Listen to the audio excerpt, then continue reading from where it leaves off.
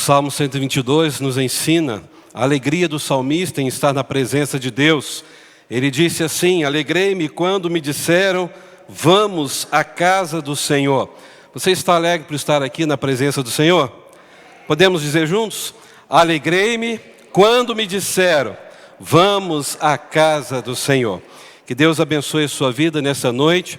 Muito bom ver aqui nosso irmão Simval, né? Está de volta à terra e de volta à igreja, em nome de Jesus, né? Seja muito bem-vindo aqui. A nossa família, a sua família, em nome de Jesus Cristo, tá bom? Ele na próxima Assembleia estará pedindo carta, né? Voltando aqui para a nossa igreja. Que Deus abençoe a todos os que estão também nos acompanhando. Obrigado, irmão Simval.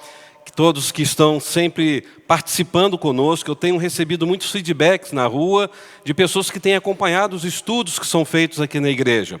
E eu tenho louvado a Deus por tudo aquilo que nós temos estudado. E nessa noite nós estaremos encerrando, pela graça do Senhor, o estudo no livro do Apocalipse. 1 ano e quase 2 meses estudando esse livro, né? Nós estudamos versículo por versículo e Deus nos abençoou de uma forma muito especial. E nessa noite eu quero convidar então, neste momento, o nosso querido irmão Paulo, nosso presidente do Corpo Diaconal. Vem aqui fazer uma oração, irmão Paulo, agradecendo a Deus por esse período que nós estudamos o livro do Apocalipse e pedindo a Deus que nessa noite, nesse fechamento do livro, possamos sair daqui mais uma vez edificados pela palavra de Deus e pelo Deus da palavra. Oremos.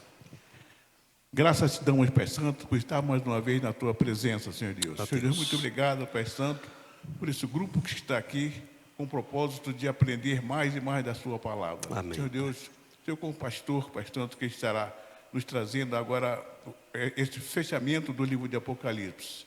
Ele possa ser usado por ti, Pai Santo, que ele possa ser boca sua para os nossos ouvidos, Pai Santo. Amém, Pai. Muito obrigado, Pai Santo, porque tu tem nos dado, Pai Santo, entendimento do que ele tem nos trazido para nós.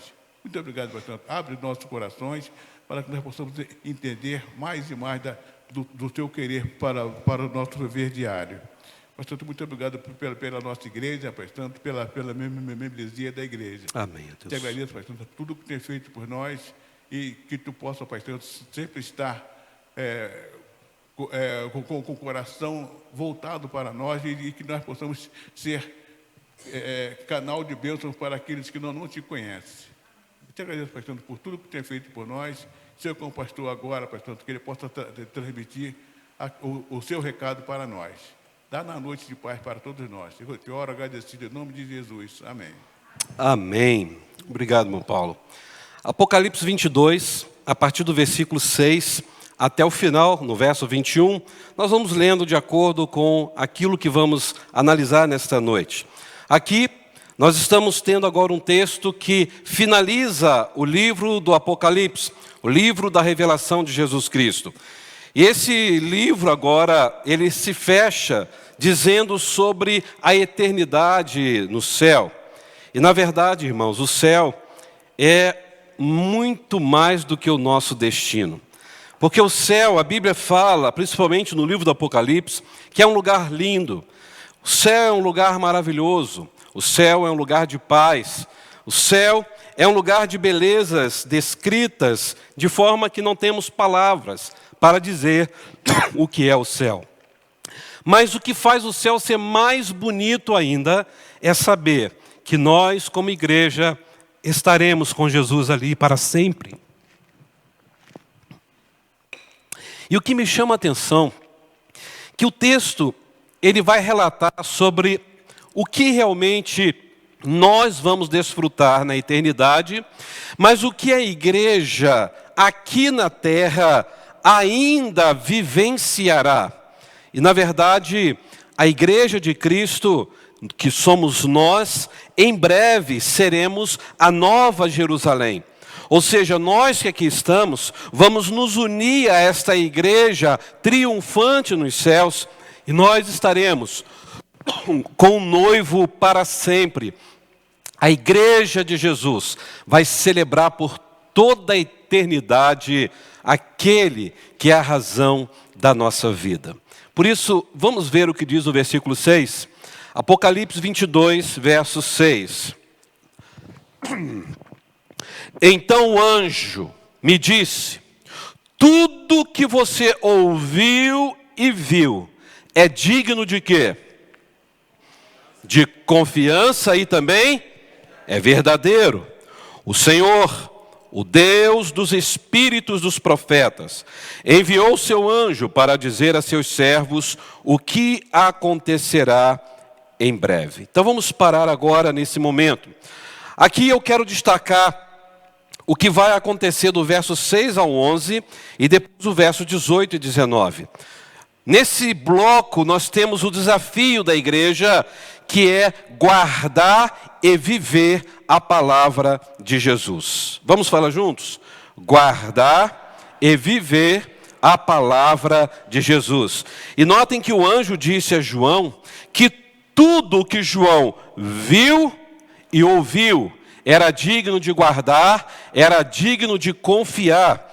É por isso, meus irmãos, que quando eu olho esse texto aqui, eu acho incrível quando João vai narrando aquilo que o Espírito Santo foi falando diante de toda aquela visão celestial, diante de tudo que ele estava presenciando. E aqui, quando o anjo fala para ele guardar, para ele mostrar, para ele revelar o que ele viu e ouviu e guardar no coração, João aqui trata da confiabilidade do livro do Apocalipse. Eu vejo, meus irmãos, que o livro do Apocalipse jamais poderia ser chamado de Apocalipse de João. Na verdade, o livro do Apocalipse é Apocalipse de Jesus Cristo. A revelação é de Cristo. A revelação nunca foi e nunca será de João. É revelação a partir do céu. É palavra de Deus. Por isso, absolutamente, tudo que está escrito em toda a Bíblia e aqui no livro do Apocalipse é fiel e é verdadeiro. E Apocalipse é um livro, irmãos, verdadeiramente de origem divina, não humana. O mesmo Deus que revelou a sua palavra aos profetas, é o mesmo Deus que também deu esta mensagem para João. E João então recebe, o anjo de Deus é enviado, e ele então absorve todo esse conteúdo, e depois ele guarda no coração, na mente, e repassa para a igreja. E por isso hoje nós temos esse livro em nossas mãos. E o que eu acho incrível, que nessa parte final deste livro, nós encontramos o anjo do Senhor autenticando o Apocalipse como este livro absolutamente inspirado e canônico. Só que o anjo, ele em momento algum fala por si mesmo. Porque se você olhar o final do verso 6, diz que ele era apenas um mensageiro daquilo que Jesus Cristo mandou dizer a João e para a sua igreja. É por isso que esse verso 6, na parte final, diz o quê? O Senhor, o Deus dos espíritos dos profetas, enviou o seu anjo, ou seja, o seu mensageiro, para dizer aos seus servos o que acontecerá em breve. Então, irmãos, essa palavra verdadeira, Jesus estava falando para o anjo, então, mostrar a João, e João escreveu claramente que ele iria voltar. E voltar quando? O texto fala em breve. Se você olhar, já o verso 7 diz: vejam, eu venho em breve. Novamente, a palavra breve é citada no final do versículo 6 e já no início do versículo 7. Vocês notaram aí? Sabe o que me chama a atenção? Que esta palavra breve aqui em grego é a palavra tarri. E tarri significa daqui a pouco, ou já já, olha, sem demora, na hora certa. Muitas pessoas, quando leram esse texto, já traduzido para a língua portuguesa, tinham a ideia de que esta palavra breve fosse agora, imediatamente, neste momento. Não, a palavra breve aqui é daqui a pouco, já já. Na hora oportuna vai acontecer. Ou seja, não era aqui e agora, era vai acontecer. Não será demorado, eu virei. E aí as pessoas criaram essa expectativa, puxa vida, Jesus falou que ia voltar e até agora nada dele voltar. Muitos achavam que ele ia voltar imediatamente após toda esta revelação que ele deu para João. Por isso que ao analisar o texto no original, a gente entende que a palavra em breve, ou tahri, é daqui a pouco, não agora, neste exato momento. Então, se você olhar que a Bíblia interpreta a própria Bíblia, olha o que Pedro vai dizer em 2 Pedro, capítulo 3, verso 8 e 9, quando se trata a respeito desse em breve, do tempo de Deus, do Kairos, diferente do Cronos que nós vivemos. O que diz aí 2 Pedro, capítulo 3, verso 8 e o verso 9? Um dia para o Senhor é como 1000 anos, e 1000 anos é como um dia. O Senhor não retarda a sua promessa. Meus irmãos, para Deus, o período entre o tempo que ele falou com João, dizendo, em breve, Jesus voltará, para Deus, esta palavra em breve, continua soando para mim e para você, como se fosse alguns momentos atrás. Não existe tempo cronológico para o Senhor. Se vocês olharem Apocalipse 6, verso 11, a gente vai ver que Deus, na sua soberania, já determinou o tempo do fim. Deus já sabe a data certa, a hora certa em que Jesus voltará. Nós não sabemos, nós não temos a agenda de Deus para isso.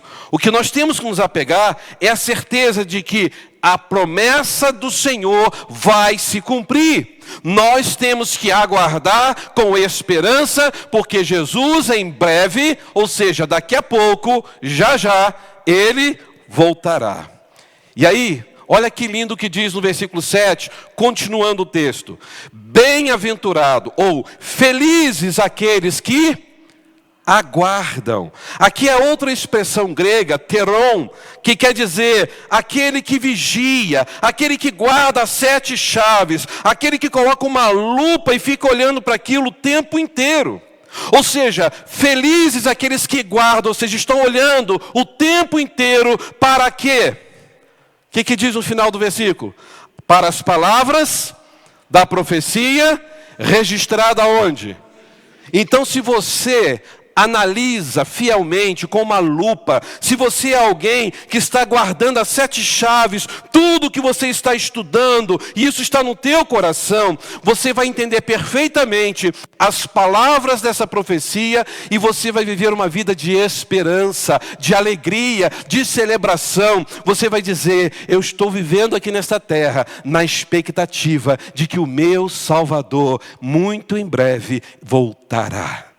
Isso traz esperança para o nosso coração. E João então usa essa expressão grega exatamente para que a igreja tivesse zelo diante desta revelação do Apocalipse. E é preciso guardar, irmãos, com muita seriedade, tudo que a Bíblia nos ensina, mas principalmente os detalhes a respeito da volta de Jesus Cristo. Lembra o que diz o Salmo 119, 11? Que eu gosto de cantar com as crianças? Escondi a tua palavra no meu, com que finalidade? Para eu não pecar contra quem? Contra Deus, contra ti. Então, na verdade, o objetivo de guardar a palavra, de examinar minuciosamente, é para que a gente possa viver uma vida correta, dia após dia, na ideia de que eu estou preparado, porque o meu Salvador já vai chegar. Então o resultado de tudo isso, de guardar, é praticar. E quando nós praticamos a palavra, a gente consegue experimentar o que é ter uma vida bem-aventurada, uma vida feliz. Isso significa, irmãos, que quando nós olhamos para o conteúdo da Bíblia, quando nós olhamos para o livro do Apocalipse, nós entendemos que todo esse conteúdo é legítimo, é palavra do Senhor, é um conteúdo que não pode mudar. É um conteúdo que não tem como ter nenhum acréscimo. Eu não posso tirar e nem colocar aquilo que já está revelado. A palavra de Deus é perfeita, é completa, é maravilhosa, é poderosa. Louvado seja o nome do Senhor. Olha o que diz a sua Bíblia, Deuteronômio, capítulo 4, verso 2, quando fala a respeito da palavra de Deus. Deuteronômio 4, 2. Quem gostaria de ler esse texto, por gentileza? Deuteronômio 4, verso 2.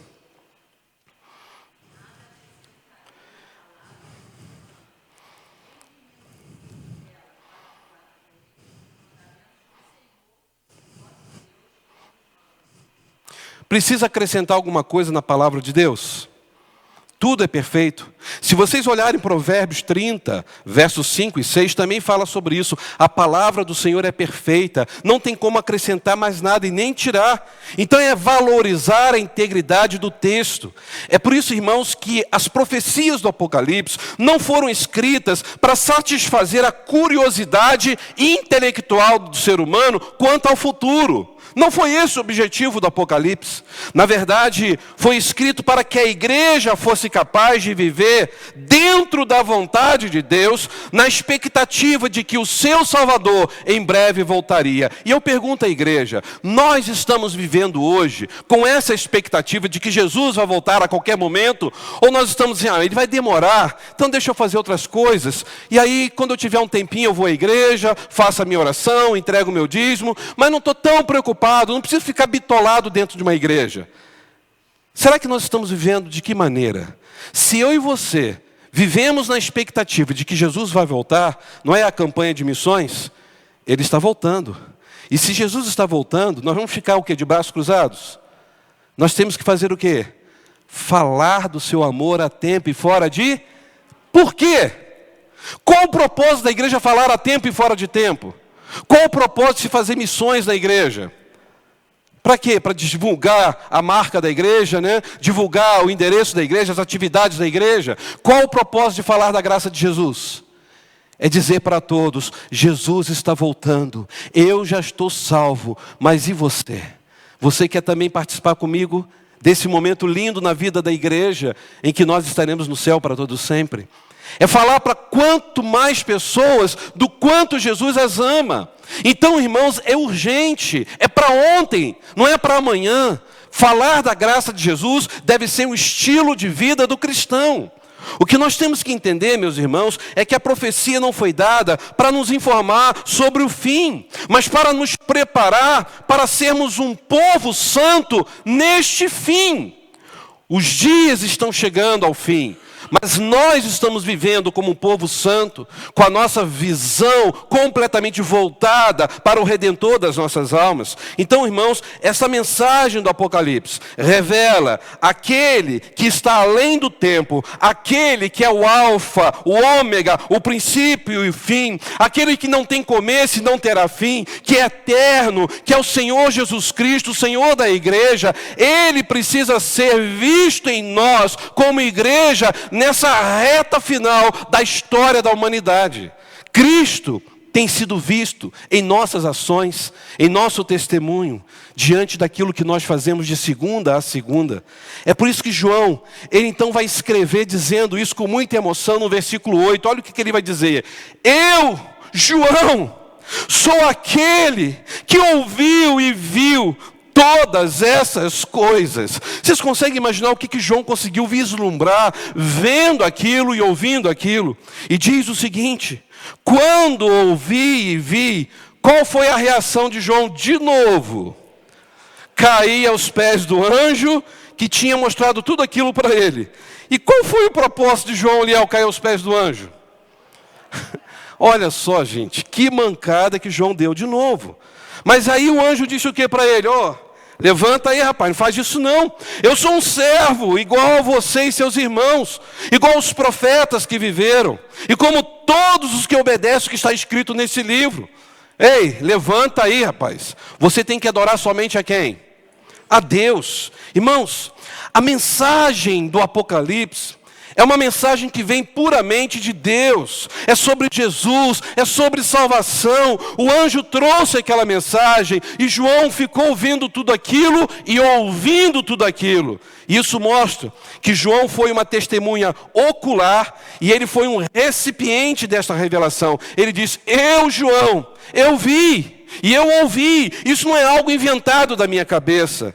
Então essas palavras foram tão esmagadoras. Aquele momento foi tão tremendo na vida de João, que ele acabou caindo aos pés do anjo. Se vocês observarem, parece que João tinha um estilo de cair diante de ações fenomenológicas. Porque lá em Apocalipse 1,17, já começa o Apocalipse 1 mostrando que João caiu como morto aos pés de Jesus Cristo. Pelo menos ele caiu e desmaiou na frente de Jesus, que merecia realmente respeito e adoração. Ele viu tanta coisa gloriosa que agora, já no final do livro, encerrando o livro, ele não se conteve. Ele acabou se prostrando diante do anjo. E aí o anjo imediatamente rejeitou a adoração. O anjo disse: para com isso, rapaz, você tem que adorar só a Deus. Eu imagino o João assim: puxa, desculpa, eu estou assim extasiado, estou vendo tanta coisa maravilhosa, que para mim é demais da conta, para um ser como eu sou. E aí, irmãos, eu começo a pensar, será que João não sabia o que estava lá em Êxodo capítulo 20, verso de 1 a 5? O que diz em Êxodo capítulo 20, de 1 a 5? Talvez muita gente fale: mas João, como pode? João estava lá na glória, vendo aquilo, e age de uma maneira errada. Ele se prostra diante de um anjo para adorar. João é um pecador, como que podia isso acontecer? Será que eu e você não fazemos a mesma coisa? Quantas vezes nós não estamos adorando aquilo que não é de Deus? Adoramos um político? Adoramos talvez um jogador de futebol? Adoramos talvez um namorado, uma namorada, um carro, uma casa, nossos sonhos. Porque tudo aquilo que a gente coloca em primeiro lugar na nossa vida é um objeto de adoração. Às vezes passamos a vida nossa aqui na terra, a semana inteira, sempre colocando outras coisas no lugar de Deus. Pense nisso. E veja o que diz lá em Êxodo 20. Então Deus deu ao seu povo essas palavras. Qual é a palavra que Deus deu? Verso 2, eu sou o Senhor, seu Deus, que libertou da terra do Egito, onde vocês eram escravos. Não farás outros deuses diante de mim. Então, não coloque nada na sua vida que não seja o próprio Senhor Jesus Cristo. E olha o que diz o verso 4. Não faça para você espécie alguma de imagem ou ídolo que tenha vida no céu, na terra ou no mar. Quando você vai a uma igreja que vê uma imagem ali, mas aquilo ali é apenas um respeito que a gente tem, igual você tem uma foto dentro de casa, bom? Eu até hoje nunca vi alguma pessoa que tem uma foto dentro de casa e é crente em Jesus, olhando para aquela foto e fazendo um pedido, ou rezando, ou fazendo o sinal da cruz. Sempre quando eu vou na casa de um crente em Jesus Cristo, que tem foto, ele olha aquilo com saudade, lembranças, não como veneração e adoração. Fazer uma imagem, colocar em destaque para as pessoas adorarem, para as pessoas fazerem pedidos, isso é o quê? Idolatria, é demoníaco, é substituir o Criador pela criação. Deus está dizendo o que aqui em Êxodo 20? Não faça espécie nenhuma de imagens. E ele diz, muito menos, não se curve diante deles, nem os adore, porque eu, Senhor, seu Deus, sou Deus zeloso, e trago consequência dos pecados dos pais sobre os filhos, até a terceira e quarta geração daqueles que me rejeitam ou me aborrecem. A pergunta que eu faço aos irmãos é, as 7 igrejas da Ásia, que receberam as cartas do Apocalipse, elas conheciam esta lei de Moisés aqui em Êxodo 20? Sim ou não? Conheciam?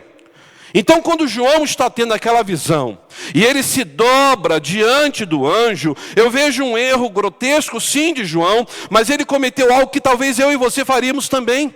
Tendo uma visão tão gloriosa, tão majestosa, naquele exato momento, depois de tudo que ele vivenciou, João já estava vivendo então um momento de êxtase, que ele já estava ficando fora de si, ao tentar se ajoelhar para adorar um anjo, uma criação de Deus. Se você olhar Apocalipse 19:10, João reverencia aquele anjo, ele se prostra diante do anjo. E aí o anjo chamou a atenção dele e agora chama de novo. E eu pergunto à igreja, será que nós também não temos sido adoradores de outros deuses? Do dinheiro, adoradores talvez de pessoas, até de pastores, líderes. Se irmãos terem uma noção, quando eu fui pastorear em São Paulo e fiquei lá por 18 anos, eu estava chegando na cidade e ouvi de um líder da igreja dizendo que um determinado pastor saiu daquela cidade e foi para outro estado pastorear. E naquele momento de saída, as pessoas ajudaram na mudança do pastor a desmontar tudo, a colocar na caixa. Muita gente chorando porque amava, realmente era um pastor muito amável.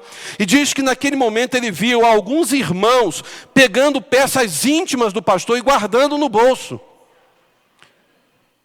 E ele falou assim, gente, vocês estão sem condições de comprar aí uma cueca, uma bermuda, a gente dá uma força, a gente ajuda, né? Não faz isso não, isso é feio, isso é roubo.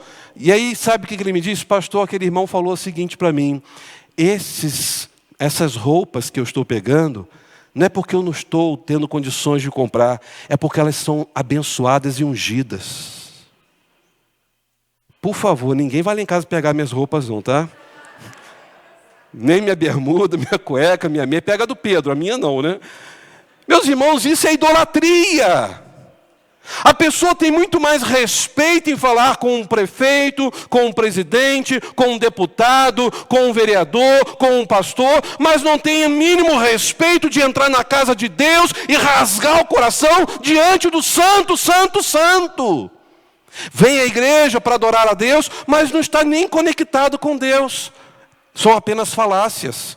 Quantas vezes que nós entramos na casa de Deus, conversando, falando de tanta coisa, e o culto já começou, e as pessoas não estão ali, Senhor, eu vim para te adorar. Oh, meu Deus, como é bom estar na tua presença. Será que Deus é o foco da nossa adoração? Meus irmãos, João cometeu esse equívoco, mas nós podemos cometer também. Por isso que no capítulo 22 que estamos estudando, o versículo 10, ele continua dizendo, em seguida, olha o que o anjo falou para ele, vindo da parte de Deus. Olha, levanta aí, não me adora, você tem muito o que fazer e você tem que focar naquele que é o santo, santo, santo, que é Deus. Ele mandou algo para você agora. Qual foi a ordem de Deus que o anjo disse aqui? Não cele, não lacre com um selo todas essas palavras proféticas deste livro, porque o tempo está próximo. Ou seja, irmãos, aqui nesse texto é o fechamento de tudo que o João recebeu desde lá do capítulo 1. É a conclusão de todos os fatos paralelos dos assuntos apocalípticos, daquilo que ainda iria acontecer. E é por isso que o anjo disse o quê? Olha, essas profecias, você está vendo ela até o final de tudo como vai acontecer. Só que no Kairos, aqui no céu, tudo está consumado. Mas lá na terra, você vai voltar para o Cronos, João. Você vai voltar para um momento de perseguição da igreja. Você vai voltar lá para aquela prisão na ilha de Patmos. Então, esta profecia não pode estar selada, não pode estar fechada. Tudo que você ouviu e viu precisa ser passado para a igreja. Não é para ficar guardado, é para divulgar. E olha o que ele vai dizer no versículo 11. Que o mal continue a praticar o quê? A maldade. João, você vai voltar para o Cronos. Lá você vai ver pessoas más, pessoas ruins, e elas vão continuar fazendo maldade, porque elas não querem saber de Deus. Que o impuro continue fazendo o quê? A impureza. Mas que o justo continue a viver de forma justa, e que o santo continue a ser santo. Então a ordem de Deus aqui é o seguinte, João, tudo que eu tinha que falar para você, eu já falei. Toda a revelação já está dada. Agora você vai voltar para o Cronos. Você agora vai precisar falar tudo isso para a minha igreja e para todas as pessoas. Então, a mensagem do Apocalipse não foi lacrada, selada, mas era para ser proclamada. Se os irmãos observarem, lá no Antigo Testamento, o livro de Daniel, tem um momento que Deus manda ele selar o livro, fechar aquelas profecias até o tempo do fim. Quando a gente olha no Antigo Testamento, a gente vê Deus falando isso. Mas aqui não. João aqui é ordenado a não selar, a não fechar. João, mostre para a minha igreja tudo que eu falei do começo ao fim. A igreja precisa estar ciente disso. O fim está chegando. E aí, o que eu acho incrível é que o João então compreendeu o recado. E ele pôde entender que desde a primeira vinda de Jesus a este mundo, até agora a volta dele, tudo já estava acontecendo nos planos eternos de Deus. E a igreja precisava saber de tudo o que iria acontecer. No Kairos ele viu tudo consumado. No Cronos ainda iria acontecer. Como já aconteceu, está acontecendo e vai acontecer. Porque nós estamos vivendo no Kairos ou no Cronos? No Cronos, estamos aqui, tempo cronológico, o tempo humano. Dá uma olhadinha no verso 18 e 19, que se encaixa aqui nesse verso 11 que estamos estudando. Mesmo texto, Apocalipse 22, agora o verso 18. Quem quiser, ou seja, mostre tudo o que você recebeu aqui, está aberto, não está selado. Quem quiser, ou seja, der crédito a tudo que você vai explicar, beba de graça da água da... Quem é a água da vida? Jesus. Declaro solenemente a todos que ouvem as palavras da profecia, registrada onde? Neste livro. Se alguém acrescentar algo ao que está escrito aqui, Deus acrescentará a essa pessoa as pragas descritas neste livro. Mas se alguém retirar qualquer uma dessas palavras deste livro da profecia, Deus lhe retirará a participação na árvore da vida, na cidade santa, descritas nestes livros. Irmãos, que palavra tremenda. Porque a mensagem do Apocalipse precisava ser guardada e selada ou proclamada? Proclamada. Ela tinha que ser mantida íntegra, naquela essência de tudo que foi escrita, mas divulgada. O que é manter a palavra na integridade? Nada ser adulterado, nada ser mudado. Nenhum homem, nenhuma mulher, nenhum teólogo, nenhuma teóloga teria autoridade para retirar nada da palavra de Deus. E essas palavras, elas foram dadas aqui em Apocalipse para blindar as Sagradas Escrituras diante daquilo que nós já estamos vivenciando hoje, no século 21. Por quê, pastor? Porque já tem um movimento chamado de teologia liberal, que dizem que os milagres registrados na Bíblia não foram milagres, não existiram. Dizem que a criação do mundo, de Adão e Eva, era um mito. Até mesmo que o livro de Jó é um mito. Jó não existiu, apenas algo figurado. Estão dizendo que muita coisa que está escrito na Bíblia precisa de uma revisão cultural e linguística. A palavra de Deus tem que ser reformada. Ela está desatualizada. Vocês conseguem perceber o que já está acontecendo em nossos dias? A Bíblia, nova versão, linguagem de hoje, mudou muitas coisas. Eu não gosto dessa versão porque banalizou o texto original. E o grande problema, irmãos, que quando nós olhamos para a palavra de Deus, podemos entender sim, tem um texto original. A gente pode ver que o que está traduzido aqui em português, algumas vezes o pastor fala uma palavra grega, em português a gente explica, mas a essência do texto não é mudada, não foi modificado. Falar de casamento, casamento vai ser casamento do começo ao fim. Falar de homem, homem é homem do começo ao fim como Deus criou. Mulher é mulher como Deus criou do começo ao fim. Ou seja, para que eu vou querer modificar o texto bíblico para dar um álibi para defender aquilo que hoje a pós-modernidade quer defender? Por isso querem reformar a palavra de Deus. Eu pergunto aos irmãos, o caráter completo das Escrituras é humano ou é divino? Se a Bíblia é a inspiração, toda a palavra que vem de Deus para a nossa vida, por que nós estamos deixando as pessoas desprezarem as Sagradas Escrituras e dizer o seguinte, não é bem isso que está aqui? Porque isso aqui foi numa época, numa cultura, naquela época eles tinham outra mentalidade. Hoje é um outro contexto. Meus irmãos, por outro lado, enquanto existem os teólogos liberais, existe também o outro lado que vai para um outro extremo, o lado místico. Você sabe o que é o lado místico? É a pessoa pegar assim uma página da Bíblia, rasgar, dobrar e ter a capacidade de engolir, dizendo, Deus vai me curar e me abençoar. Irmãos, isso já está acontecendo. Vocês já ouviram falar da pílula do Frei Galvão? Alguém já viu? Vocês podem ver lá em Guaratinguetá, aonde eu morei por 18 anos do lado, ali em Pindamonhangaba, eles têm a famosa pílula. O que tem dentro daquela pílula? Algumas frases, alguns versículos, algumas palavras, que a pessoa compra aqueles comprimidos e engole, eu vou receber a bênção do Senhor. É a mesma coisa, você vai numa igreja e aí pega o lenço suado do pastor, meu até que está sequinho hoje, né? Normalmente ele fica meio encharcado, né? E vamos vender o lenço suado por um bom dinheiro. É pegar uma água e orar e ungir o copo d'água e falar, agora temos a água ungida. Pega o seu copo d'água na sua casa, eu vou orar por você. Aí o pastor faz a oração na televisão e aquele crente em Jesus, na igreja, firme, vai à escola dominical, está ali também com o seu copo d'água, né? Aí, peraí, estou na minha oração aqui agora com o pastor. Aí quando o pastor fala, graças a Deus, pode beber a sua água. Eu fui abençoado por Deus. Isto é macumba evangélica. Deus nunca vai te abençoar dentro de um copo d'água. Aliás, se ele fizesse isso, irmãos, eu ia correr lá para cima da caixa d'água maior da igreja, eu ia orar lá em cima.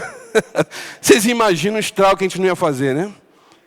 Meus irmãos, não tem sentido, mas o povo ora. E diariamente eu lido com pessoas assim. É chegar na casa de alguém e encontrar um elefantinho na estante de costa para quem está chegando. Que bonitinho, o elefantinho está fora do lugar. Não, é para dar sorte. O crente crê em sorte, azar, sexta-feira 13. Meus irmãos, isso tudo é engodo do misticismo. Então o que está acontecendo hoje? Caixinha de promessa. Pastor, caixinha de promessa eu tenho lá em casa. Para mim é uma caixinha esotérica. Porque a pessoa fala, Senhor, fala comigo, deixa eu pegar aqui o versículo de hoje. Que palavra abençoada. Pegue a Bíblia e leia de Gênesis a Apocalipse. Medite na palavra dia e noite. Porque pegar só um versículo e ficar lendo, isso não é estudar a palavra de Deus. Isso é misticismo, esoterismo. Eu sinto muito se você tem caixinha de promessa. Mas a promessa de Deus está aqui, olha, registrada em toda a palavra. E eu vejo muita gente usando a caixinha de promessa. Telebênção. Eu quase que eu ia colocar o irmão Ricardo para participar do Telebênção. Liguem para a segunda igreja. Telebênção, um bom dia. Jesus vem, eu vou. Irmão, eu estou com um problema. Tira uma palavra para mim. Vou tirar uma palavra. Só palavra boa, né? Isso é esoterismo, irmão. Isso é misticismo. Sabonete ungido. Chave ungida. Sapatilha ungida. Eu fui fazer uma pesquisa aqui na Avenida Suburbana, lá no tempo do seminário, naquela época. E o povo dá crédito a isso. E na porta da igreja estava cheio de sal grosso. E eu falei, gente, que coisa boa, vai ter churrasco hoje aqui. E o meu sapato era um sapato com aquelas fendas dentro na base da sola. Eu pisei naquilo, e aí começou a fazer aquele barulho, tec, tec, tec, tec. Aí eu sentei, peguei a caneta, fui tirar aquele sal grosso. Chegou uma pessoa perto de mim, eu quase que eu dei um grito, me assustou. Varão, não faça isso! Por quê? Desculpa, eu vou limpar, está sujando. Não, você está tirando a bênção de Deus debaixo do seu sapato. Eu falei, quê? Isso tudo foi ungido, foi consagrado. Quem pisar no sal grosso, todo o seu corpo agora está purificado. Igreja Universal do Reino de Deus, Avenida Suburbana. Eu fui lá fazer uma pesquisa dentro do curso de teologia. O problema é que as pessoas vão porque querem uma bênção. Aí eu pergunto aos irmãos, será que isso não está acontecendo? Pregadores que se auto-intitulam apóstolo. Irmãos, aonde está na Bíblia dizendo que agora a pessoa pode se auto-intitular, eu sou apóstolo? Eu acho que é até mais bonito, né, Júlio? Pedro vai ser consagrado pastor, então agora eu preciso ser promovido. É melhor ser apóstolo na igreja, você vai ser pastor auxiliar. Porque se você é pastor de qual igreja? Eu sou pastor auxiliar do apóstolo L. Então ficou bonito, hein? Já não basta ser pastor, que nem pastor a gente merece ter esse título. Só Jesus merece esse título. Vocês conseguem entender, irmãos? Pessoas que estão falando, eu estou tendo uma revelação da parte de Deus. E isso você tem no centro de macumba, no centro espírita, na mesa branca. Será que Deus se esqueceu de alguma coisa ao trazer a revelação para a humanidade? E ele falou, puxa, eu esqueci disso. Aqui eu tenho que começar a dar a revelação para alguém na igreja receber uma nova mensagem. Deus se equivocou, irmãos? A Bíblia é ou não é a revelação completa de Deus? Então por que tem revelação ainda hoje? Não existe revelação. A revelação está aqui. Paulo advertiu, dizendo que mesmo que um anjo viesse do céu pregar um outro evangelho, que ele fosse considerado o quê? Anátema, maldito. Gálatas 1, verso 8 e 9. Aí quando você vê uma igreja chamada Jesus Cristo Santo dos Últimos Dias, em que o anjo Moroni vai, aparece para um cidadão chamado Joseph Smith, e dá para ele tábuas de ouro, escrito ali um novo evangelho, uma continuação depois do Apocalipse, a Bíblia dos Mormons. As pessoas aceitam isso, irmãos, enquanto há mais de 1800 anos antes, o próprio Deus inspirou no coração do apóstolo Paulo, a dizer em Gálatas 1, 8 e 9, mesmo que um anjo do céu vier trazer um novo evangelho, ele seja maldito, não deis ouvido. O que tem faltado ao povo hoje? Estudar a palavra de Deus. É por isso que nesse primeiro bloco, esse texto na parte final diz que a igreja tem que guardar a palavra e viver a palavra. Dá para os irmãos entenderem? O Senhor já estava falando porque Ele sabia que isso iria acontecer. Os extremos, ou misticismo, ou aqueles que não acreditam em nada da palavra de Deus. Mas agora vem o segundo e último bloco para fechar.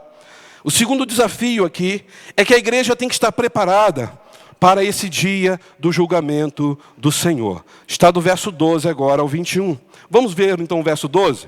De novo ele diz, venho em breve e trago comigo o quê? Alguém tem outra palavra para recompensa? Galardão. Eita, assunto complicado, né? Qual o objetivo do galardão aqui ou da recompensa? Para retribuir a cada um de acordo com seus atos. Então, peraí. Júlio foi um ótimo músico. Serviu ao Senhor de coração. Então, o galardão dele está maior. A irmã Léia serviu melhor ainda do que o Júlio, que ela cuidou da melhor idade, com muito carinho. Então o galardão dela está um pouquinho maior do que o seu. Mas a irmã Olívia, mais ou menos. Está meio galardão. Mas do irmão Ricardo está quase zero. Você não vai ter galardão nenhum. Bom, gente, deixa eu perguntar para vocês. Qual o objetivo dessa recompensa? Essa recompensa aqui é para os salvos? Que recompensa seria essa? Porque o texto diz que ele vai recompensar e vai retribuir a cada um de acordo com seus atos. Então Jesus virá para retribuir a cada um conforme os seus atos. Que tipo de atos são esses? É um julgamento reto do Senhor. Ele vai vir como juiz e ele vai recompensar quem realmente deve ser recompensado. Ele vai recompensar cada um segundo as obras, segundo a vida que cada um viveu. Irmãos, pela lógica, eu e você merecemos salvação? Não. Todos pecaram e destituídos estão da glória de Deus. Jesus veio, derramou sangue precioso naquela cruz, pela sua graça nos salvou. Então nós entendemos claramente que a vida eterna em Cristo Jesus é o nosso galardão. É a nossa recompensa. Por quê? Porque Deus, na sua bondade, nos salvou, não porque nós trabalhamos mais ou menos para Ele. Não foi por causa de obras, boas obras. Foi por causa da graça de Jesus. Lembra que nós estudamos em Tiago? As obras são evidências da salvação. Mas não são as obras que levam você à salvação. Efésios 2 diz o quê? Pela graça, sois salvos por meio. E isso vem de quem? De nós? Não, vem de quem? Vem de Deus, então é pela graça. Eu entendo, irmãos, que o galardão não pode ser um presente aqui na terra. Tem aqueles que defendem, o galardão vai ser na terra ou vai ser no céu. Vamos supor que então o galardão seja realmente um grande presente. E esse galardão o Senhor vai dar para todos os crentes fiéis que amaram a Jesus, foram piedosos, viveram uma vida firme na presença do Senhor. Aí eu pergunto aos irmãos, e aqueles irmãos que foram assim, crentes fiéis, amaram Jesus, foram piedosos, sofreram até a morte e não tiveram nenhuma recompensa nessa terra. E morreram. Passaram a vida inteira. Eu conheço muita gente assim, que desde o dia que aceitou Jesus, só passou por lutas, perseguições, tribulações, até o dia da sua morte. O que dizer dos irmãos que foram mortos lá na arena, Nero rindo da cara deles? Quantos crentes foram assassinados? A recompensa que eles receberam? Cadê aquela ideia? Cabeça e não cauda. Eu sou mais do que vencedor. Tudo que Jesus conquistou na cruz é direito nosso, é nossa herança. Mas o que Jesus conquistou na cruz, irmãos? Colossenses 2 diz o quê? Ele pagou um escrito de dívida. Que dívida era essa? O nosso pecado. E ele cravou-a na cruz. E ele triunfou sobre os principados e potestades. A nossa dívida era muito grande, mas o sangue de Jesus pagou toda a dívida que nós tínhamos. Nós fomos justificados pelo sangue de Jesus. Então, se você for pensar em galardão na terra, você tem que entender o seguinte. Então, aquele irmão que comprou um carro zero, está vivendo uma vida feliz, sem problema algum, esse irmão, então, é um homem santo de Deus e está sendo abençoado e foi galardoado por Deus. Mas aquele que está aqui na terra, servindo ao Senhor, mas está sofrendo, muito mal, nem dinheiro de ônibus ele está em pecado. Eu chamo isso de teologia da retribuição. É a ideia muito forte no pentecostalismo e neopentecostalismo. Se você sofre, é porque você está em pecado. Isso não existe, irmãos. Quantos irmãos que estão morrendo hoje, lá naqueles países árabes? Quantos crentes estão sendo degolados por amor a Cristo na Etiópia? Esses irmãos estão em pecado? Eles estão servindo ao Senhor. Então, por isso que eu não vejo galardão presente aqui na terra. Mas, por outro lado, eu não vejo galardão presente no céu. Porque eu não vejo que lá no céu Deus vai reunir todos os crentes e vai fazer uma homenagem especial à irmã Rosane. Você vai ser homenageada, mas o irmão Ricardo de novo não. Tá feio o negócio para você, tá, irmão Ricardo? Mas por quê? Porque ela mereceu receber um galardão no céu. Você, a pedrinha da sua coroa está quase caindo, né? Eu pergunto aos irmãos, Deus faz acepção de pessoas? Os servos do Senhor lá no céu vão ficar um no patamar maiorzinho, que foi esse crente mais fiel, e outro aqui embaixo? Não é assim que eu vejo. Para mim, a recompensa que o Senhor está oferecendo aqui é a recompensa da própria salvação, a vida eterna. Meus irmãos, ser fiel até a morte e dar-te-ei a coroa da vida. A palavra da vida, preposição de mais a ali, é que é a vida. A coroa que você vai receber não é a coroa, né, bonita na cabeça, é ser fiel até a morte e dar-te-ei uma coroa, ou seja, a própria vida. O crente em Jesus vai ser fiel até a morte, ele já tem a vida eterna por meio do sangue de Jesus Cristo. É isso que ele está dizendo aqui. E quem é que está dando essa recompensa? Diz o verso 13, sou eu, Jesus, o alfa, o ômega, o primeiro, o último, o princípio e o fim. Então é Jesus quem vai nos dar o galardão naquele lindo dia. O que é isso? Vinde benditos de meu Pai. Vocês foram lavados pelo meu sangue. Jesus vai vir como um justo juiz. Ele virá com toda a credencial para julgar retamente. Porque Ele está no começo, no fim. Ele conhece tudo. Ele é o Pai da eternidade. Ele é o príncipe da paz. Ele é a origem e a consumação de todas as coisas. É por Ele, por meio dEle, que são todas as coisas. Ninguém poderá escapar nesse dia, ninguém poderá fugir, ninguém poderá subornar com propina o julgamento de Jesus. Jesus vai julgar com retidão. Ele vai julgar porque Ele é o justo, verdadeiro e todo-poderoso juiz. Para uns vai ser um dia de alegria esse julgamento. Para outros vai ser um dia de tristeza. E eu pergunto aos irmãos, João 3,16 diz o quê? Porque Deus amou o mundo, que deu seu Filho unigênito. Para quê? Não pereça mais. A palavra tem a vida eterna. Está no passado, presente ou futuro? Presente. Quem crê tem a vida eterna. Ou seja, você aceitou a Jesus. Jesus entrou na sua vida. Você foi selado pelo Espírito Santo e passou a ser propriedade exclusiva de Deus para sempre. 1 Pedro 2,9 diz o quê? Nós somos propriedade exclusiva de Deus, pelo sangue de Cristo. É isso que nós temos que entender. Tem muito crente com medo do dia do juízo final. Ai, naquele dia do julgamento. E se eu não passar num teste? E se chegar na hora do tribunal, Jesus olhar para mim e não gostar da minha cara, você vai para o inferno. Tira isso da sua cabeça. No momento que você aceitou a Jesus, porque diz, quem crê não perecerá. Quem não crê já está condenado. Eu e você, pelo sangue de Cristo, somos novas criaturas. Temos falhas? Temos. Somos pecadores, miseráveis. Mas a graça do Senhor está sobre nós. É a graça do Senhor pelo Espírito Santo que incomoda o nosso coração quando a gente peca. Ele fala, olha, você errou. Você tinha que ter tratado aquele irmão, aquela irmã com mais amor. Você precisa pedir perdão para ele ou para ela. Quem faz isso não é o pastor, não é o líder da igreja, é o Espírito Santo. Como que pode você ter capacidade de perdoar alguém que te feriu? Não é porque você é bom, não. É porque o Espírito de Deus habita em você. Então, irmãos, a nossa certeza é de que nós iremos estar para sempre com o Senhor. O dia do julgamento para nós era dia de festa, dia de alegria, dia de recompensa. Que recompensa?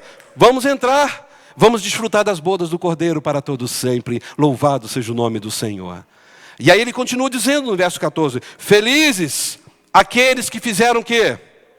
Lavaram suas vestes, ele será permitido entrar pelas portas da cidade e comer do fruto da árvore da vida. Isso te faz lembrar algo que nós já estudamos aqui?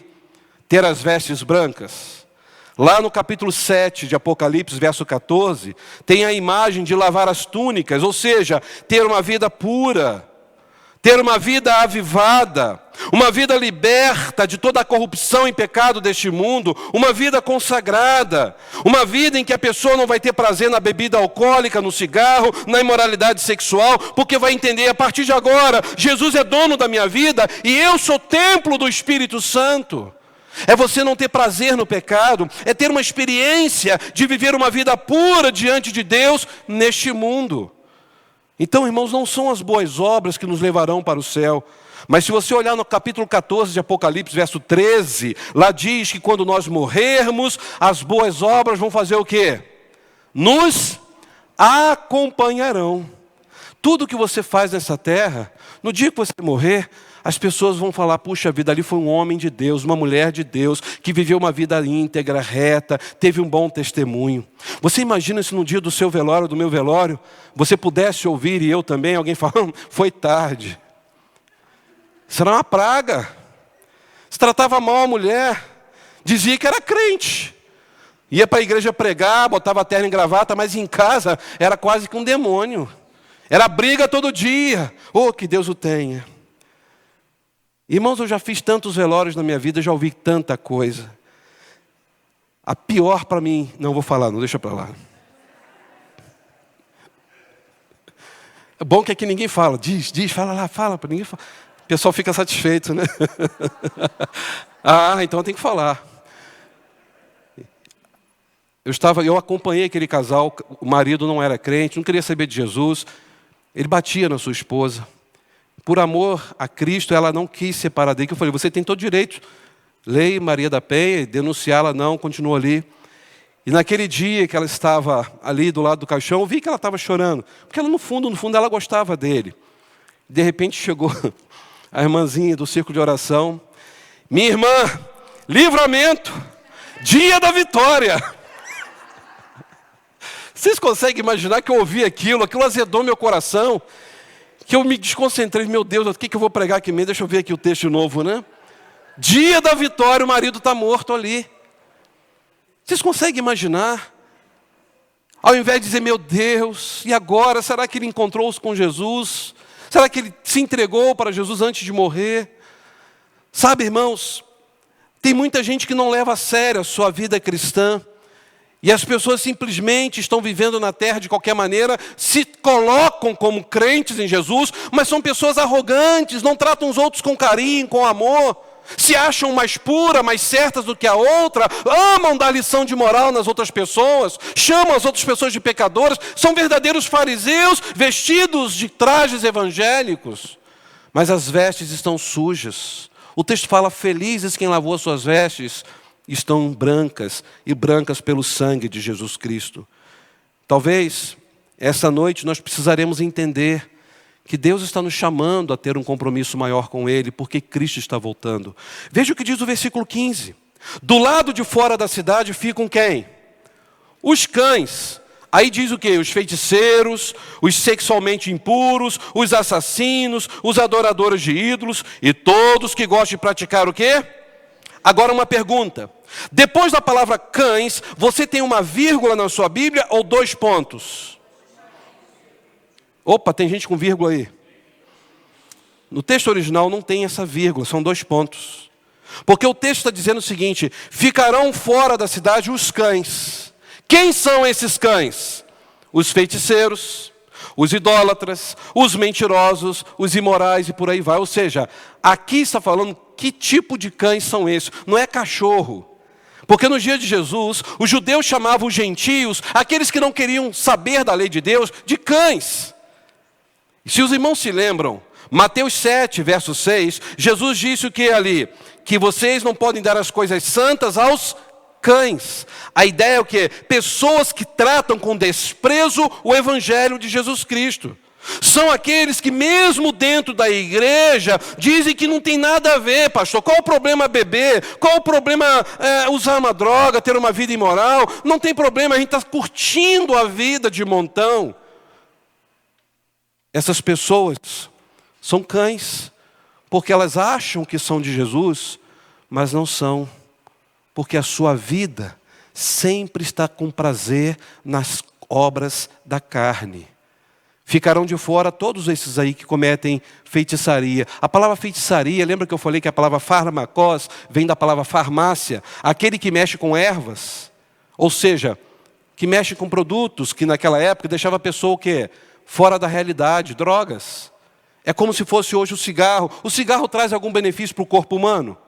Destrói o corpo, destrói o pulmão. A bebida traz algum benefício para o corpo humano? Destrói o fígado, destrói o estômago. Isso é provado cientificamente. A imoralidade sexual tem feito a pessoa ter uma vida mais saudável. Por que hoje nós temos ainda, muitos quase não falam, mas existe ainda HIV? Então a gente começa a avaliar, irmãos, que as pessoas não estão dando conta disso. O nosso corpo é templo do Espírito Santo. E aí diz o verso 16, eu, Jesus, enviei o meu anjo a fim de dar-lhes essa mensagem para as igrejas. Eu sou a origem de Davi, o herdeiro do seu trono, sou a brilhante estrela da manhã. Sabe o que é incrível? Que as pessoas zombaram como ainda zombam de Jesus. Só que Jesus disse aqui que ele é o ascendente e o descendente de Davi. Ele é a raiz como também a geração de Deus. Ele é o eterno como ele também cumpriu as ordenanças de acordo com as profecias sobre o Messias. Ele veio da geração de Davi. Ou seja, Jesus ele vai dizer o seguinte, eu sou a brilhante estrela da manhã. Se você olhar lá em Números 24, 17, diz que eu vi que virá uma estrela de Jacó para trazer esperança. Ou seja, ali, até hoje, o judaísmo pega esse texto de Números 24, 17, dizendo que essa estrela que viria de Jacó seria de fato a esperança, o Messias, o Salvador do mundo. E Jesus veio. Jesus é a estrela da manhã. E a estrela da manhã anuncia o alvorecer. Mas para nós o alvorecer de quê? Da eternidade. E aí a gente vê que Jesus revela como aquele que brilha, que é o Salvador, o noivo da igreja, aquele que pagou o dote da sua noiva lá naquela cruz, aquele que está conclamando a sua igreja, prepare-se igreja. E aí a pergunta que nós temos que fazer é, se Jesus prometeu voltar em breve, por que até agora a igreja parece que não está preocupada tanto com a sua volta? Meus irmãos, o que me chama a atenção é que diz lá no texto de 2 Pedro 3,9, que o Senhor não vai retardar a sua promessa, ainda que alguns acham que é tarde. Mas Ele é longânimo para conosco, não querendo que alguns se percam, senão que todos venham a arrepender-se. Para mim, o livro do Apocalipse é o outdoor de Deus, anunciando que Jesus está voltando. A promessa da vinda de Jesus mostra como a igreja tem que viver, na expectativa desta chegada iminente do Senhor. Ninguém sabe a hora, o dia que Jesus vai voltar. Mas o que nós temos que entender é o seguinte: aquilo que João vai fechar tem que ser a nossa fala também hoje. Olha o que diz o verso 17. O Espírito e a noiva diz o quê? Vem. Que todo aquele que ouve diga o quê? Vem. Quem tiver sede, venha. Ou seja, qual é o grande anseio quando você vê uma igreja toda enfeitada no dia do casamento? E a noiva está entrando aqui para o dia da celebração do casamento. Qual é o anseio de todos? Só ver a noiva entrando? Na cabeça da noiva, ela quer, claro, mostrar que ela está bonita, né? Mas no final de tudo, qual é a recompensa que a noiva quer ter no final? Receber presentes? O noivo. Tudo isso está acontecendo porque ela quer estar muito linda para quem? Para o noivo, para quando chegar na frente e olhar para ela, você está linda demais. Você já era linda, ficou mais ainda. I love you. Não é assim? Pronto, acabou dali, vai para a lua de mel. E aí você vê, a expectativa da noiva não é saber que a nossa casa está arrumada. Você imagina no altar, eu como pastor já falo, gente, a gente vai precisar dar um tempo aqui, eu preciso ir com eles para o gabinete para conversar, né? Porque o anseio dela é a casa. A noiva não está ansiosa aqui pelo paraíso, mas pelo dono do paraíso, o autor e consumador da sua fé. É por isso que o clamor da noiva não é venha propriedades do noivo, mas é vem noivo, Maranata, ora vem meu noivo amado, ora vem Senhor Jesus. Esta deve ser a oração fervorosa da igreja, inspirada pelo Espírito, porque o Espírito e a noiva dizem, vem. A igreja clama, deseja a vinda de Cristo. É o anseio da igreja, a chegada do noivo.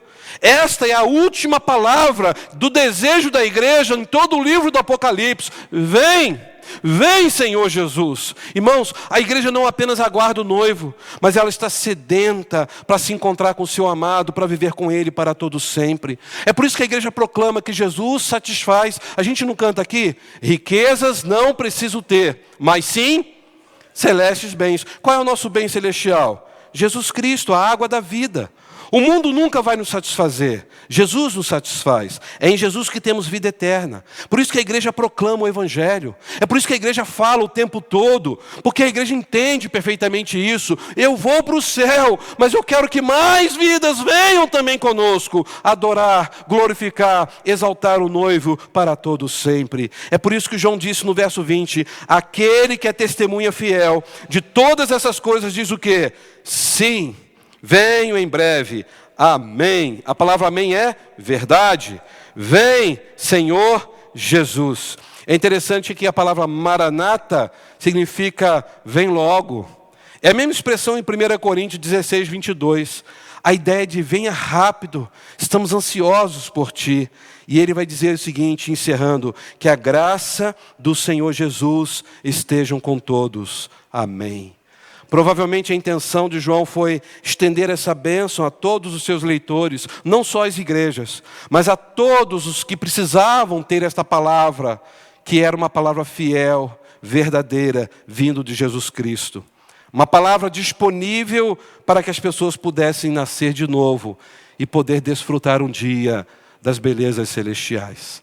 Que a nossa oração seja, vem, Maranata, ora vem Senhor Jesus. Eu quero convidar você a fechar os seus olhos, a pensar um pouquinho em tudo que nós estudamos nesse livro do Apocalipse. Tantas palavras que nós estudamos aqui, tantos contextos, mas nós entendemos que tudo isso começa dizendo revelação de Jesus Cristo e termina dizendo Maranata, vem Senhor Jesus. Ele não retarda a sua promessa. Ainda que muitos acham que Jesus está demorando demais para voltar, Ele voltará no tempo certo, na hora certa, porque a hora dele é perfeita. Ele está sendo misericordioso, para que as pessoas se arrependam dos seus pecados. Ele está sendo misericordioso com pessoas que estão na igreja, mas não nasceram de novo. Prova disso, porque as pessoas estão na igreja, mas no dia a dia têm mais prazer nas coisas do mundo. Não leem a Bíblia, não oram, não têm uma vida consagrada, não amam, não perdoam. O Senhor está chamando a igreja nesta noite para acordar, para ter essa experiência genuína de avivamento e dizer: Senhor, eu anseio por Ti. A minha alma deseja dia após dia o Senhor. Enquanto viver nesta terra, eu quero falar do Teu nome, da Tua grandeza. E quem sabe você hoje está aqui na igreja, mas você está vivendo uma vida puramente teórica, fria. Você se transformou mais num cliente da fé, quer ouvir uma massagem e não uma mensagem. O Senhor está te chamando a se arrepender, a abrir o teu coração e a pedir a Ele: vem, Senhor, faça morada em minha vida para sempre. Usa a minha vida como instrumento nas Tuas mãos, para que naquele dia eu possa estar junto com os meus irmãos e com aqueles que eu pude ganhar para Ti, e dizermos juntos: Maranata, ora vem, Senhor Jesus. Se você quer fazer isso, eu quero orar por você. Eu quero colocar a sua vida diante do Senhor. Pai, eu quero Te agradecer. Te agradecer, Senhor, porque nesse tempo todo que estudamos o livro do Apocalipse, ficou muito claro, ó Deus, a misericórdia do Senhor, o amor do Senhor, a oportunidade que o Senhor tem oferecido para a humanidade em se arrepender dos seus maus caminhos e Te buscar de todo o coração. Mas Deus, também esse livro do Apocalipse pôde me chamar a atenção novamente de que, como igreja do Senhor, nós precisamos viver em novidade de vida, Senhor. Não podemos, ó Deus, nos apaixonar pelas coisas desta terra. E nos perdoe, Senhor. Nos perdoe quando nós temos priorizado mais as coisas desta terra e não temos priorizado mais o Teu reino. Nos perdoe, Senhor, se o nosso prazer tem estado mais naquilo que o mundo fala e vive. Nos perdoe, Senhor, se os preceitos eternos e imutáveis do Senhor na Tua palavra para nós já têm sido questionado. Muitas vezes, ó Deus, crentes estão questionando se isso realmente é o que o texto queria dizer naquela época para hoje. Nos perdoe, Senhor, se muitas pessoas, depois de estudar teologia, se esfriaram e se afastaram de Ti. Ó Pai, eu quero pedir ao Senhor perdão se a Tua igreja em algum momento está falhando, ó Deus, em não viver uma vida mais consagrada no Teu altar. Obrigado, Jesus, pelo privilégio que o Senhor nos concede de poder nos reunir aqui toda semana para estudar Tua palavra, para Te adorar, para Te louvar, para prestar um culto ao Senhor, para rever os nossos irmãos em Cristo. Ó Pai, aviva a Tua obra. Ó Deus, ajuda-nos a manter os nossos olhos naquilo que é eterno. Pai, ajuda-nos a entender que a nossa cidade está no céu, aonde esperamos o nosso Salvador Jesus Cristo. Obrigado, Senhor. Obrigado porque a Tua igreja aqui, nesta localidade, tem lutado para falar do Teu nome a tempo e fora de tempo. Obrigado, Deus, pela existência da Segunda Igreja Batista em Petrópolis, agência do Senhor aqui neste local. Obrigado por cada irmão desta igreja, cada irmã. Obrigado por cada líder desta igreja. Obrigado por cada pastor que por aqui passou, Senhor. Obrigado, Senhor, porque nós podemos ver a Tua mão forte e poderosa conduzindo a história da Tua amada noiva neste lugar. Eu quero Te agradecer, Senhor, e pedir as bênçãos do Senhor sobre cada um aqui nesta noite. Queremos sair daqui, ó Deus, convictos de que nós precisamos falar mais do Teu amor para todos que estão ao nosso redor. E não só falar, mas viver a Tua palavra. Obrigado, Senhor. Eu faço esta oração em nome de Cristo, a razão da nossa vida. Amém e amém. Convido você a ficar em pé, você pode sair do seu lugar, dar um abraço naquele irmão, naquela irmã que está do seu lado, dizer: Jesus vem. Enquanto isso, vamos falar do seu amor. Sábado teremos essa oportunidade aqui, às 2h da tarde. Então você venha às 2h para juntos evangelizarmos a Rua Teresa e falar: Jesus vem e eu quero ir para o céu junto com você. Que Deus abençoe a sua semana, em nome de Jesus.